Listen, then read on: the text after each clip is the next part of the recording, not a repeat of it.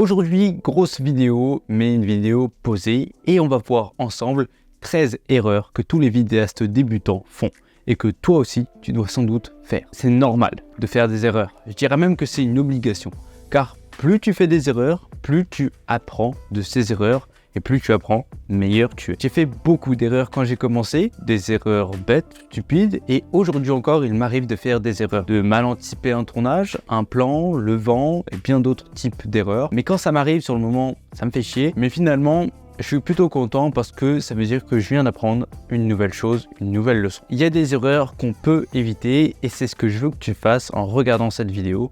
Connaître le plus d'erreurs possible, pas forcément ne plus les faire, mais comprendre ce que sont ces erreurs, comment les débutants les réalisent, quels sont leurs impacts sur le projet ou le vidéaste en lui-même, et surtout comment corriger ou ne pas faire ces erreurs. À la fin de cette vidéo, et si tu la regardes en entier, tu seras déjà devenu un meilleur vidéaste. Et aussi, dis-moi en commentaire si ce genre de vidéo te plaît et si tu veux que j'en fasse d'autres avec d'autres conseils comme ça un peu bruts. Et moi, je serai ravi d'en faire de nouvelles pour toi. La première erreur, c'est de ne pas connaître ton matériel par cœur. Ça, c'est un immense problème de ne pas connaître son matos pour plusieurs raisons. Si par exemple, tu dois changer rapidement de paramètres pour passer par exemple soit d'un mode photo ou le mode ralenti à un mode vidéo en temps réel, en 4K, 25 images par seconde, ou si tu dois changer quelques paramètres d'exposition en un clic, si tu ne peux pas faire ça car tu ne sais pas comment le faire, ça va être difficile pour toi de gérer sur le tournage. Et même connaître son matériel, c'est connaître ses limites. Est-ce que ton boîtier a un bon son? Ton micro peut-il bien capter le son malgré le vent qu'il y a? Est-ce que la distance, ça va? Est-ce que, par exemple, la batterie va durer assez de temps? Tout ça, ce sont des choses que tu dois connaître avant même d'aller en tournage professionnel. Et plus tu vas connaître ton matos, plus tu vas uniquement pouvoir te concentrer sur l'essentiel, c'est-à-dire la création de la vidéo. Pour ça, en fait, tu as juste à tester encore et encore chez toi ou sur des projets perso ton matos, à le toucher, à le manipuler, à vraiment tout essayer avec lui et à comprendre comment il marche et aussi ses limites. Et si tu possèdes un boîtier de la gamme des A6000, la 6000, la 6100, la 6300, 400, 500 ou 600, je te conseille d'aller jeter un œil à ma masterclass, le lien il est dans la description. La deuxième erreur que tous les vidéastes qui commencent font, c'est de négliger le son qu'ils enregistrent. Le son est plus important que l'audio. Un petit exemple. Là, j'ai un son vraiment pas bon, mais une qualité au top. Et plus je parle, moins mon son va être intéressant. Tu vas pas rester sur cette vidéo. Alors que là, j'ai un bon son, mais mon image n'est pas d'une très bonne qualité. En vrai, je peux même couper l'image. Et franchement, si tu m'écoutes juste, t'as pas besoin de la vidéo. Mais comme on est sur YouTube, vidéo. Tu dois comprendre que le son, il est primordial dans tes vidéos. Que ce soit la musique, les effets sonores, les interviews, les voix, tu dois avoir un son parfaitement audible et compréhensible pour ces vidéos. La troisième erreur qu'un vidéaste peut faire, c'est de ne pas planifier assez ses tournages. Certains prennent leur caméra et hop, ça part. Et en arrivant sur le tournage, on se rend compte qu'on a oublié la carte SD, qu'on ne sait pas quoi filmer, qu'il fait moche finalement et qu'on n'a pas de plan B. Ça t'est peut-être déjà arrivé et si tu veux éviter de foirer ton tournage parce que tu ne l'as pas assez préparé, tu dois planifier. C'est sûr, c'est une tâche qui peut être chiante, qui peut prendre un peu de temps, quelques heures, mais ça vaut le coup parce que tu vas économiser à la fois du temps, de l'argent et surtout de l'énergie pour te concentrer uniquement sur ce qu'il y a d'intéressant et ce que tu aimes faire, tourner. Et pour planifier, c'est très simple. Tu dois savoir à l'avance quoi filmer, soit avoir une shotlist avec des cases à cocher, soit avoir en tête, on va dire, le but de la vidéo en imaginant déjà les plans que tu vas filmer. Tu dois aussi anticiper s'il y a des interviews que la personne va pouvoir dire ou encore les questions à lui poser. Pour les lieux, tu dois savoir où filmer, tu dois connaître la météo, savoir s'il fait moche, s'il fait chaud. Et même si tu vas plus loin, tu dois savoir où se situe le soleil à une heure précise. Et là, si tu veux savoir ça, je te conseille de regarder cette vidéo sur mes 3 applications préférées en tant que vidéaste. Je te présente une application qui s'appelle Sun Surveyor et c'est vraiment le top pour connaître la position du soleil. C'est vraiment pas grand chose, mais ça va tout changer pendant tes tournages. Quand on commence dans la vidéo, on peut être timide avec ses premiers clients. Ne pas dire ce qu'on pense, ce qu'on voit et ce qui pourrait être fait ou mieux fait. Moi, je pense qu'il faut encore plus être présent et impliqué dans le tournage que ton client. Il faut être plus impliqué que ton client. Tu dois communiquer un maximum avec lui. Soit pour préparer le tournage et donc éviter l'erreur numéro 3 sur la planification, soit pour créer cette vidéo. Par exemple, en discutant d'un plan que tu veux faire qui n'était pas prévu ou d'une phrase que ton client a dit qui finalement ne passait pas et qu'il fallait peut-être changer un ou deux mots. Et même pour la création de la vidéo, lors des négociations, de la découverte du projet, du contrat, tu dois tout dire et tout comprendre de ce que ton client attend de toi et du résultat final. N'aie pas peur du coup de poser des questions lorsqu'un client vient vers toi pour une vidéo, parce que plus tu vas poser des questions, plus ton client il va avoir l'impression que tu t'intéresses réellement au projet. Et j'espère que c'est réellement le cas, que tu t'intéresses vraiment au projet et que tu veux faire le plus possible pour ton client et ton projet. Communiquer, ça va te faire gagner énormément de temps au tournage et aussi au montage, tout en créant, on va dire, une relation de confiance et donc de potentiels futurs projets avec ce même client qui t'aura trouvé incroyablement impliqué et sympathique durant toute la prestation. La 5e erreur, c'est de vouloir placer tous tes plans dans le projet final. Ce que je veux dire par là, c'est que quand tu te dis « Waouh, ce plan, il est trop beau, je sais pas trop où le mettre, mais je vais le mettre dans ma vidéo parce qu'il est trop beau. » Ou que j'ai mis peut-être 2 heures pour tourner ce plan. Si le plan n'apporte rien à la vidéo finale, c'est simple, tu le mets pas. Même si c'est le plus beau plan, même si tu as galéré, tu as mis 3 heures, tu as escaladé une montagne pour avoir ce plan, s'il n'apporte rien à la vidéo, tu ne le mets pas. C'est très dur à accepter et à comprendre, mais en tant que vidéaste, seule la vidéo finale compte. Si ton plan coupe l'histoire, l'ambiance, détruit le mood ou tout simplement la continuité de tes plans, ça dégage direct. Et ça, c'est une erreur que beaucoup font, même en arrivant à un stade assez évolué dans la vidéo. Et ça gâche vraiment pas mal leur vidéo.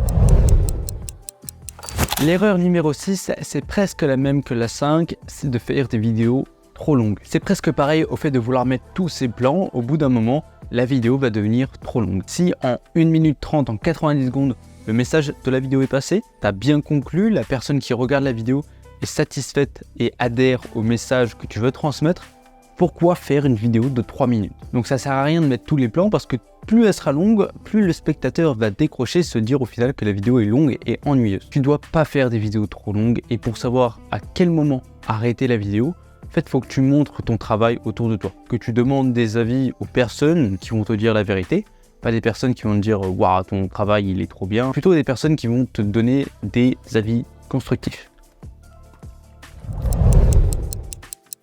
On arrive à la 7e erreur qui est de mèche du coup avec la 6e, c'est de ne pas accepter les critiques. Ça, c'est une véritable erreur qui va t'empêcher de progresser. Par critique, j'entends les critiques constructives, pas les ouais c'est nul, change de métier. Ça ne t'apporte rien, vraiment t'as rien à y gagner à lire et à comprendre cet argument. Alors que si tu vas montrer une vidéo à un ami et qui va te donner tous les points négatifs de ta vidéo, comme simplement il voit la chose, ça va te blesser parce que tu as passé 30 heures sur le montage et t'entends ça. T'es dégoûté et en fait c'est même plus ton ami le mec. Et c'est là que tu vas faire l'erreur de ne pas réellement écouter ce qu'il te dit. Ça, c'est l'avis d'une personne en qui tu as confiance, qui te donne vraiment tous les points sur lesquels tu peux t'améliorer. C'est dur à entendre, c'est sûr, ça fait mal à l'ego, mais une fois que tu as passé ce cap, tu peux te pencher là-dessus et simplement regarder, étudier, essayer de comprendre un peu ce que cette personne t'a dit. Et en fait, tu vas sortir avec plein de conseils et de corrections à faire sur tes prochaines vidéos. C'est pour ça que c'est hyper important d'avoir des critiques constructives, même lorsque, comme moi, on est un professionnel, on n'est jamais parfait et on peut toujours s'améliorer.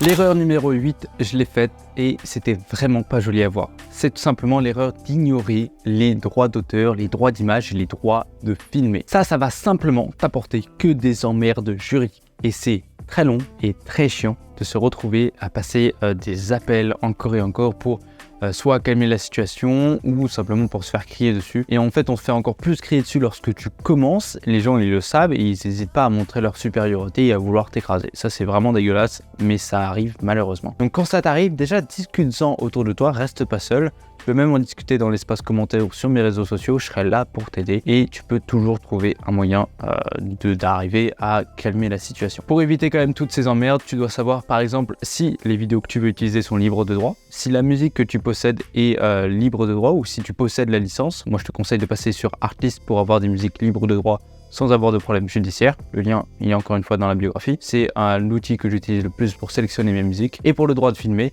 c'est au cas par cas, ça reste des textes de loi ou par rapport au lieu. Donc tu dois te renseigner, par exemple si tu veux filmer une base militaire, là va falloir demander quelques autorisations de tournage pour filmer, parce que si tu filmes et tu diffuses ça sur les réseaux sociaux, t'es foutu. Donc fais-le, prends le temps quand même de regarder tout ça, parce que ça peut t'éviter pas mal, voire énormément d'emmerdes.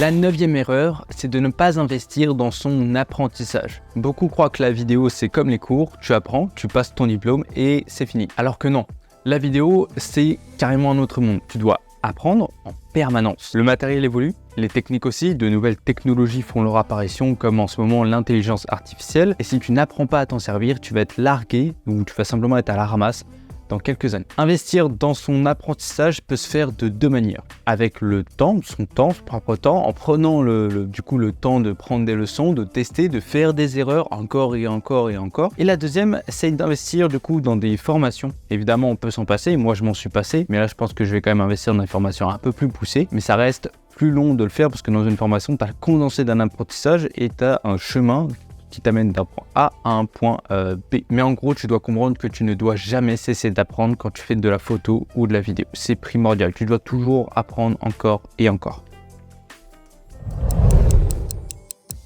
L'erreur numéro 10 suit en fait le fait de ne pas apprendre constamment. Cette fois-ci, l'erreur que beaucoup font, c'est qu'ils ne pratiquent pas assez. Ils se contentent d'attendre qu'un client les trouve pour pouvoir essayer et connaître par cœur leur matos ou pour tester de nouvelles techniques de tournage qu'ils ont vues sur YouTube par exemple. Mais c'est clairement pas comme ça qu'il faut faire. Il faut que tu pratiques régulièrement, que tu tournes, que tu montes, que tu fasses des projets.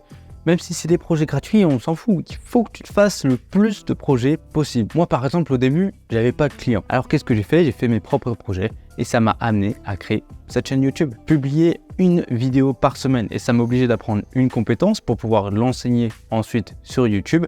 Et en plus, ça me faisait faire du tournage et du montage toutes les semaines. Faire ça, ça m'a réellement permis de m'améliorer beaucoup plus rapidement que si j'avais simplement attendu que les clients me demandent de faire des vidéos. Et je te conseille de faire ça et de te créer tes propres projets et de simplement pas attendre que le client vienne te voir. Ça peut être tout et n'importe quoi, faire une petite vidéo de ton jardin avec un petit storytelling ou simplement faire un peu de photos, des plans, essayer de comprendre ton matos, faire un peu de la merde, mais faire un truc comme une sorte de bac à sable. Donc je te conseille vraiment de le faire au maximum.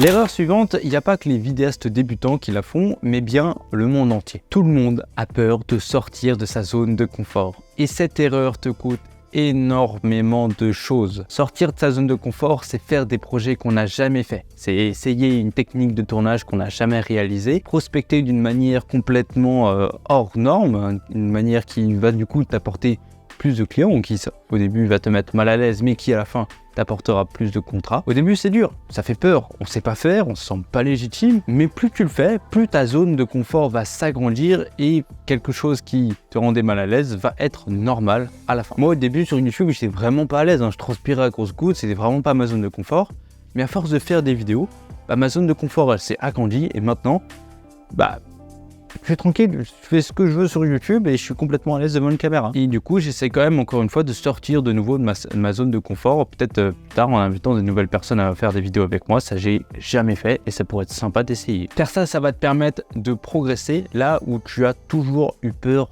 d'avancer. Mais il faut que tu le fasses. Si par exemple, un client te demande de filmer un spectacle avec 2 caméras fixes, mais que tu ne l'as jamais fait, donc tu vas sortir de ta zone de confort, dis oui.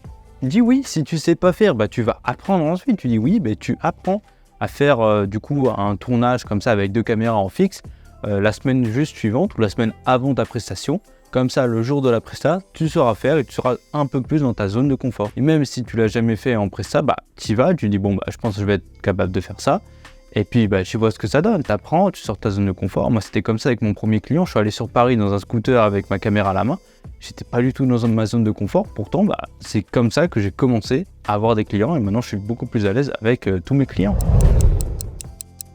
La 12e erreur, c'est de ne pas varier tes plans dans tes vidéos. Varier tes plans offre une gamme et un dynamisme à ton spectateur. Fais des plans larges pour contextualiser, fais des plans close-up très serrés pour mettre en avant les yeux, l'émotion, le regard. Passe derrière un objet, mets des objets en premier, en second plan. Essaye de jouer avec la profondeur de champ, les mouvements, avance, recule, va vers le haut, etc. Enfin voilà, tu dois vraiment offrir quelque chose de nouveau, quelque chose qui varie à ton spectateur. Parce que les vidéastes débutants, ils manquent cruellement de variété dans leur plan et aussi dans leur focale. Utilise tout simplement tout ce que tu as à disposition et t'inquiète pas, si tu sais pas faire, fais des tests. T'as qu'à faire le même plan avec 3 focales différentes, un à 18 mm, l'autre à 50 mm et le dernier à 100 mm pour simplement tester quelle focale est la meilleure pour ce plan, tout simplement. Et plus tu feras des tests, plus tu vas développer ce que j'appelle ton œil de vidéaste et au bout d'un moment tu diras ça c'est directement mieux de le faire à 50 mm et puis voilà. Et pour finir, la dernière erreur que tous les vidéastes débutants font, c'est de ne pas avoir de portfolio. À quoi bon faire des projets et vouloir vivre de sa passion si tu ne montres pas ce que tu sais faire? Comment tu vas convaincre tes clients? Ton portfolio, c'est ton diplôme dans un entretien d'embauche. C'est ton style, c'est ta patte d'artiste, c'est ce qui définit tout simplement le vidéaste que tu es, ce que tu sais faire, ce que tu as déjà fait. Alors tu dois avoir un portfolio, que ce soit un site internet, un compte Instagram ou même un drive sur lequel tes projets sont. On s'en fout. Tu dois tout simplement pouvoir montrer ton travail quand on te le demande. Moi j'ai un site internet, j'ai ma chaîne YouTube et j'ai mon compte Instagram et même TikTok, etc. J'en ai plein et comme ça c'est des portfolios et si quelqu'un veut savoir qu'est-ce que Hugo Barbet, le vidéaste, sait faire, il cherche mon nom sur internet et hop, il y a tout mon portfolio en ligne. Voilà, c'était les 13 erreurs que les vidéastes débutants font. Si tu veux aller plus loin dans ton apprentissage, tu peux t'abonner à la chaîne, t'inscrire au Focus pour recevoir tous les mardis sur ta boîte mail un conseil exclusif de ma part dans le domaine de la vidéo. Ou pour finir, aller voir une de mes formations ou masterclass pour vivre de ta passion. J'espère que cette vidéo t'a plu et si c'est le cas, je te conseille de regarder cette playlist. On se retrouve vendredi prochain. Bisous.